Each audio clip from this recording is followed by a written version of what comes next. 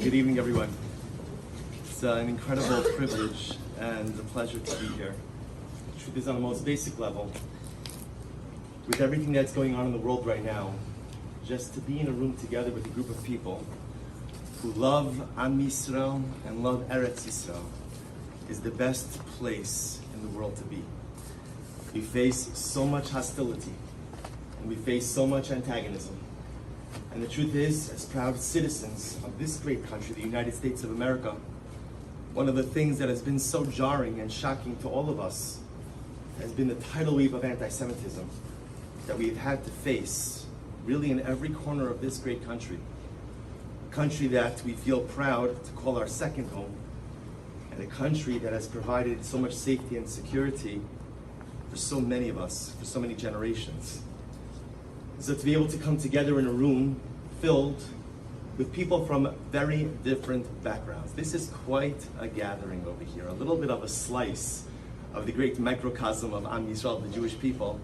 And I'm sure we have many different beliefs, many different ways in which we practice our Judaism, connect to God. I have no doubt different political beliefs, but it's beautiful that we can come together in this time of crisis, in this time of overwhelming realities, to celebrate those very things which connect us. A connection to our ancestral homeland and a connection to the greatest people that humanity has ever known, the nation of Israel. So Mazel Tov to all of those, I guess is the technical term, who've been uninstalled. It sounds very not nice to uninstall someone. But a Mazel Tov to those who have been uninstalled, and thank you again for your incredible service and dedication. A Mazel Tov to all of those who have taken upon themselves the mantle of leadership. It is so much easier in life just to kind of retreat into your own corner, focus on your own family, focus on your own career, focus on your own personal aspirations, and easy to say someone else will do the heavy lifting for communal initiatives. It's a special breed of people. It's a special kind of personality of someone who is willing to get involved in organizational work. Let me say that differently. Willing to get involved in Jewish organizational work. Because we are a fiercely dedicated people, and sometimes that fierceness comes out in all different kinds of ways. And so we salute the incredibly ambitious and brave men and women who have chosen to make Israel bonds their passion, who have chosen to express their commitment to Jewish people, not simply in the nation of Israel, not simply in word, but in deed. But I also want to take the opportunity to wish a very special Mazel Tov to Linda Elman. And she asked me not to speak about her. So I'm not going to speak about her. Who was the guy who gave the non-speech before? Oh, that was David you. Katz. Excellent. Well done, very well done. No, don't point. It was you. It was you. It was you. The best non-speech speech I've ever heard. So I won't speak about Linda, but what I will say is that our community is incredibly fortunate to have someone like Linda Elman. A woman who absolutely personifies commitment to community. A woman who personifies the famous adage that if you want something to get done, give it to a busy person. Linda is involved in, I think, anything and everything in this community that matters, anything and everything that has to do with just the advancement of greater community, and certainly anything and everything that has to do with Eretz Yisrael, and anything that we could do for our beautiful state of Israel, right here 6,000 miles away. So Linda, on behalf of everyone here, thank you not only for your involvement, your past involvement, your future involvement in Israel Bonds, but thank you for everything that you do in raising and being a matriarch of a fantastic multi-generational family who themselves are sources of incredible inspiration. And thank you for everything you do for our community. May HaKadosh Baruch Hu bless you with incredible strength, wisdom, and staying power in this new position to accomplish great things. Amen.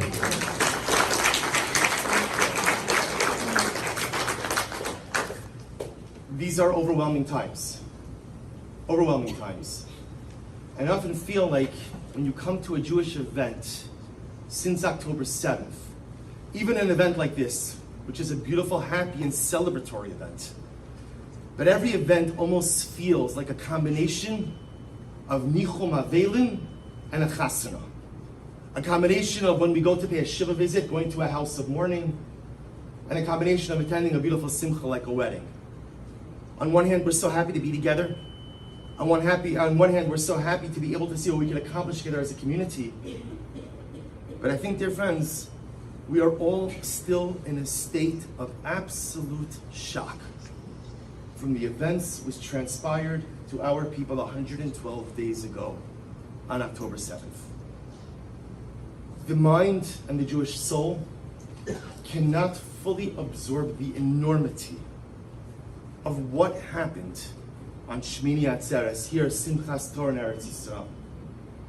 The mind can simply not absorb the enormity of what it means to have lived through the worst Jewish catastrophe since the Holocaust.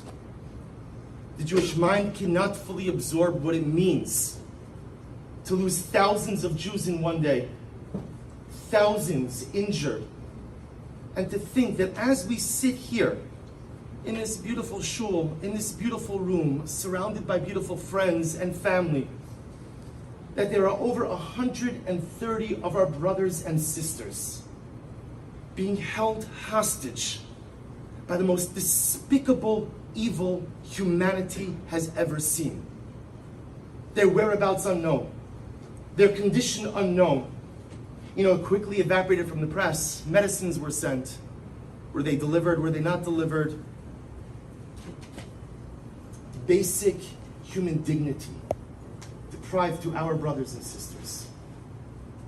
It's hard to imagine that we're not describing a scene from Nazi Germany, but we're describing a scene in January 2024.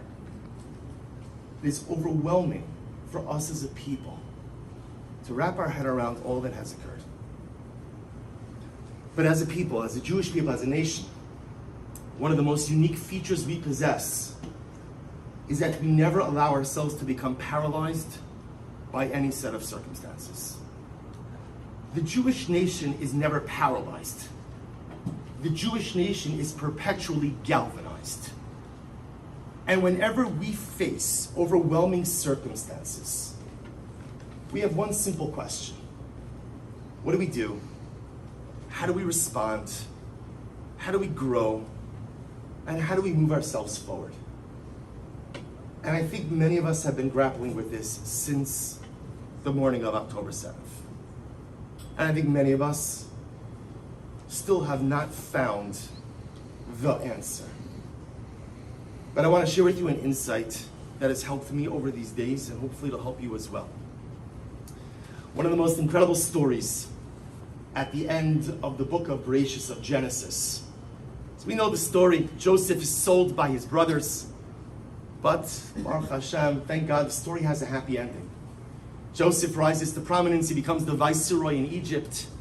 And then in an incredible moment, Joseph reveals his identity to his brothers. And he says, Ani Yosef, ha'oda bichai. Joseph is my father, still alive. And you know the story. Thank God the family is reunited. While it's true they have to resettle the land of Egypt, but at least they're together. And the Torah relates a fascinating detail. The Torah says that when Joseph sent back provisions back to his father, so the verse says, Ula aviv shalach kazos asara chamorim nosim mituv mitzrayim. Yosef sent back to his father 10 donkeys filled with the best things from Egypt. And the commentaries struggle to understand, so what did he send? What are the best things from Egypt? And so the rabbinic commentaries go in many different directions. Some explain he sent aged wine. Egypt had the best wine. Others explain that he sent beautiful garments of silk. Egypt was known for their silk production. He sent this, but there's a beautiful medrash. And the medrash writes, I quote you, he says, Elu grisin shel pul. Grisin shel pul literally means split groats. Split groats, something in the lentil family. Split groats, that's what he sent his father. Interesting. Definitely doesn't seem to be the most incredible thing that you could send back from Egypt.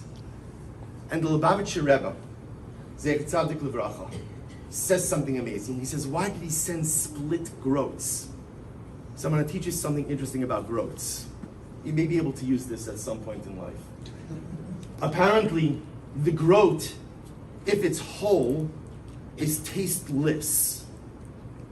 But if you split it in half, if you break it apart, that's how you unlock all of the flavor. Joseph knew that when his brothers came back, the patriarch Jacob, his father, was going to have one simple question, right? If you're Jacob, what's your question? What's your question? Right? How to split roads, right? Good. What's your other question? Joseph, how exactly did you get down to Egypt? Right? In other words, I sent you out on an errand. 22 years later, I find out that you're the viceroy in Egypt. How did that happen? So Joseph knew that the story of his sale by his brothers was going to come to light. And he knew that his father would be heartbroken when his father learned, when his father saw that son turned against son, brother turned against brother. And so Joseph was trying to give his father a very nuanced message. Father, do not be upset about the fact that I was sold. Because even though the family was broken, it's only because we were broken that I rose to prominence. Only because we were broken did I take on a position of leadership and save the entire region from famine. Only because the family was broken into pieces was I able to accomplish all that I have accomplished up to this point. Explains the Lubavitcher Rebbe. Sometimes the most beautiful things in life only come out when you break the whole. And dear friends, I think that this is what we have experienced as a people since October 7th. It was mentioned before that the Jewish people are in mortal danger. And I want to correct that statement. The Jewish people are not in mortal danger. The Jewish people are eternal. And no enemy, despite the fact that in every single generation, as we say at the Pesach Seder, V'hi sha'amda, shebechol dar v'adar omdim aleinu l'chal oseinu. Every generation, someone rises up to defeat us. This is not a new story. You could just swap out the names of the enemy every generation. We're not in mortal danger. The Jewish people has survived and will survive every single obstacle and threat that is thrown our way. We're not in mortal danger. We're heartbroken. We're heartbroken. We're heartbroken because the events of October 7th will have sent, and will continue to send ripple effects throughout our entire nation, in Israel and in Jewry around the world, for years to come. What keeps me up at night is not the fear for tomorrow for the Jewish nation. That is assured and guaranteed. That is absolute. What keeps me up at night is the profound feeling of sadness for my brothers and sisters. The profound feelings of sadness, knowing how many of our men, women, and children were murdered, brutalized, violated, and taken hostage. But I think what we see is, with all of the breakage, the most beautiful and incredible sweetness and holiness has begun to flow out. I took my family to Israel for Hanukkah. And on the fourth night of Hanukkah, we had the incredible opportunity to go to an army base 2 kilometers from Gaza. Now, this wasn't the type of army base that gets a lot of exposure, publicity, because it's what they call the army base Bashetach. It's in the field. This army base was about 2 kilometers from Gaza, and it's not a base. It's a farm. The way it works in Israel is during wartime, the government, I guess kind of like an eminent domain, the government has the ability to seize land that is by the border and repurpose it for use by the army. So I was following someone in, we turned off the highway onto a dirt road, pitch black. Pitch black. In the distance, I see a small little fire, that's where we parked. That little fire turned out to be a menorah, nestled on the ground, lit by a couple of soldiers huddling around. We walked a little bit further. This was an artillery base. We walked a little bit further, and I had the great privilege to lead the soldiers in lighting the menorah at the base. And dear friends, I want to tell you something. There was no running water. There was no electricity. There was a small generator that they used for just like basic stuff. It was pitch black for the most part. But when we lit that menorah, I have never in my life experienced a greater moment of luminescence. It's almost as if the entire night was lit up.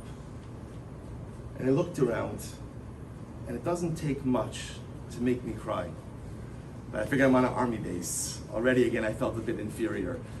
Tried holding it, I'm looking around. I was sitting there by the menorah, kindling the menorah on the fourth night of Hanukkah, surrounded by soldiers who were young enough to be my children. And together we sang Ma'osor Haneros Halalu Ala Nisim. And I said to myself, this is the most incredible experience I've ever had in my life. This was the beauty that came from the breakage. Every single man who was there had not been home to his family since October 7th. And remember, this was Hanukkah time, so this was already December. These young men had given up all of the trappings of normal life for one purpose: to ensure the continuity of the Jewish people and the Jewish nation, the land of Israel. There is beauty in the breakage, and you walk in and you cannot help but be inspired by the incredible commitment, by the incredible selflessness, by the incredible beauty. How, we brought pizza with us, and you would have thought that we were serving them caviar and champagne. The amount of gratitude, the profound gratitude, the disbelief that we have brought our family to Israel in the midst of a war. My wife's disbelief that we were 2 kilometers from Gaza. I told her we were going out for a surprise dinner. It was a pretty big surprise. It was a pretty big surprise. The incredible gratitude that they had to us. We were going back to the safety and security of Jerusalem afterwards, and they were sleeping in the mud. It's the beauty in the breakage. Sometimes only when things are broken do you get to see the incredible beauty and profundity. We've lost over 200 soldiers over the course of the war, not counting the soldiers killed on October 7th. But since the war began, we've lost over 200 soldiers. And each of those soldiers has their own unique story, their own unique narrative. One of the precious soldiers who was killed in battle a couple of weeks ago was a young man by the name of Captain Shaul Greenglick. He was 26 years old from Renana. Captain Greenglick gained fame not through his army service. Israel has a show called HaKochav Haba. It's like the American equivalent of American Idol. American Idol. Hey, Captain Greenglick had a beautiful voice. And when he had a little break from the army, he went to audition for Kochav Haba, for this reality show, for this talent show. And he was advanced to the next level. He posted the following message on Instagram, which turned out to be the last message he would post. And I want to just quote to you one line from it. He says, Dimyanti es hashana hazos achares. He says, I thought this year would be a different year. Shana shel she'ifut v'hagshamat chalamot. I thought it would be a year of the actualization of my dreams. But he says, Achshav ani chai chalom yashan lihilachem b'shvil haMedina. I thought this was going to be a year of new dreams. But instead, it's actually a year of old dreams. The old dream, the chalom hayashan, of fighting for the Jewish homeland. He goes on, he says, Chalom chadash va'acher yitztarech lechakot k'tzat. He said, I have so many dreams, but all of those new dreams will have to be put on hold for now, so that I can fight for the old dream of a Jewish homeland. Captain Shaul Greenblick, the ability to say, you know what, there's so much I want as an individual, But I have to put aside my own dreams, my own goals, my own aspirations. Because in this moment, Am Yisrael needs me. Because Am Yisrael Chai cannot just be a beautiful mantra that we articulate, but it has to be a mantra that we live. There's beauty in the breakage. I'll leave you with one last story. We were there in Israel for 2 Shabbosos. The first Shabbos was Shabbos Chanukah, the second Shabbos after Chanukah. And actually Chanukah was relatively empty in Israel, at least in Jerusalem. The second Shabbos that we were there was actually pretty packed. So I was davening by the Kotel on Friday night. And literally, there was one of those beautiful Friday nights where the entire Kotel Plaza is packed. In the middle of Kabbalah Shabbos, there was a Tzeva Adom. There was an air raid, a siren, a missile siren. And the truth is, it was the first one that had sounded in Jerusalem in months. So for those of you who are a little bit familiar with the layout of the Kotel Plaza, on the women's side, you have to run across the entire plaza to the archways in the back by the stairways. Those of Yeshivat Netiv Aryeh. Right under that, there's arches there. That's where you go by the restrooms. For the men, you have the area, the interior area of the Kotel over there. But the Kotel was so packed. And I was davening all the way by the women's section. Not in the women's section, right by the women's section. I like my job, I want to keep it. Right by the women's section, and I realized that, A, there was no way I was going to make it to the sheltered area, to the reinforced area in time, and also, even if I would make it there was not going to be any room. I already saw it. So I turned around, and I looked up, and I saw the most incredible thing, which was I saw Kadosh Baruch Hu, I saw the Ribbon Shalom, I saw God, with the assistance of Iron Dome, destroy 3 missiles over Israel, over Jerusalem. 3 consecutive booms, one after the other. That was amazing, but that wasn't even the most amazing part. After you heard the booms, and then again it was safe to come back out, at first you heard a faint singing inside of the tunnels. Entire groups, and when I say entire groups, all types of Jews, started singing and dancing hand in hand, arm in arm, Am Yisrael Chai. And the singing started inside of the tunnels, and then spilled out until it filled up the entire Kotel Plaza. There is beauty in the breakage. Here we were, davening Kabbalah Shabbos. Those missiles came, they split apart everything. And you think to yourself, oh, it was such a beautiful davening. It was so incredible, such a shame that it was split apart and came to an end. But dear friends, what's incredible is that which came about as a result of the breakage, as a result of the split, was even more beautiful than that which was going on in the beginning. There is beauty in the breakage. These are days in which, even though we feel profoundly heartbroken, it's opportunities for us to see the beauty in our people. You look at the chesed, you look at the incredible kindness, the kindness that is hung from every corner of the Jewish community. It's overwhelming. You look at the achdus, the unity. You remember what the Jewish people, especially in Israel, was like before October 7th? Do you remember what happened in Dizengoff Square on Tel Aviv on Yom Kippur? Do you remember again the Jew against Jew animosity? And now you come to Israel, and it's not just Israel, it's Baltimore, it's anywhere. And there's a beautiful sense of achdus, there's a beautiful sense of unity. What scares me most is that when this war is over and we are successful, which we will be, what happens to our unity? What happens to our achdus? What happens to our togetherness? But dear friends, in these days of overwhelming heartbreak, we cannot become paralyzed by the pain. Instead, we have to look for the beauty in the brokenness. God only places us in difficult situations because He believes that we have the ability to do something with them. if each of us are here in this world now living through the greatest catastrophe our people have seen since the Holocaust, that means that there is something that each of us could do. There's some way that each of us could roll up our sleeves. Whether it's in Israel Bonds, or whether it's in all the variety of incredible and wonderful causes that exist within our people and within our greater community. Get involved in something. Do something, and dare I say, and this is probably not a good fundraising pitch, writing a check is not enough.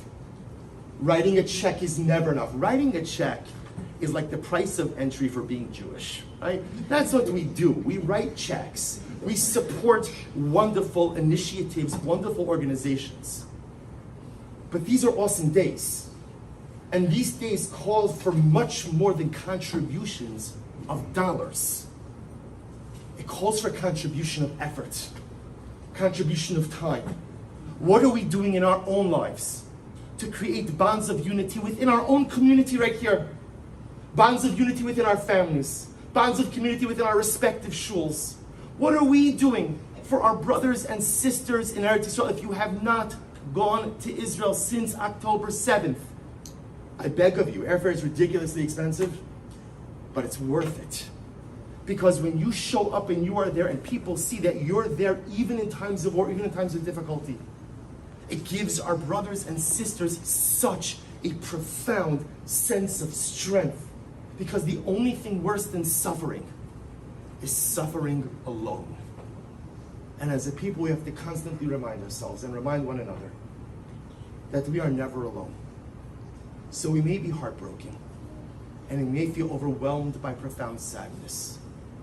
But we must remember the lesson of Yosef, that there is beauty in the brokenness. And it behooves us to find that beauty and to act on that beauty, so that we can amplify it in the years to come. May HaKadosh Baruch Hu bring an end to this war. An end that comes complete with a decisive victory for the Israel Defense Forces and for our beautiful state of Israel. May HaKadosh Baruch Hu bless each and every one of our precious soldiers who are willing to lay down their lives for me and you, even though they've never met us, 6,000 miles away, are willing to run to the enemy in order to ensure the continuity of the Jewish future. May HaKadosh Baruch Hu provide them with incredible success and return them back to their families shortly with incredible shalom and intact physically and emotionally. And may HaKadosh Baruch Hu bring home every single one of our hostages. The notion that there are families within our people who still do not know the whereabouts of our loved one is a pain that is almost too much to bear. HaKadosh Baruch Hu, who could do anything and everything, bring home each and every one of our hostages. Let us be privileged to see the beautiful reunification of our families. And may we, all of us together, be privileged to continue Israel Bond events and every other beautiful event, but not here in the Tuvin Hall in Beth Tfilah. We may be privileged as a people, as a united people, to fundraise, to collaborate, and to accomplish on behalf of our people in the land of Israel, our entire nation together, with our third Beis HaMikdash, with the rebuilt Jerusalem, speedily in our days. Amen. Amen.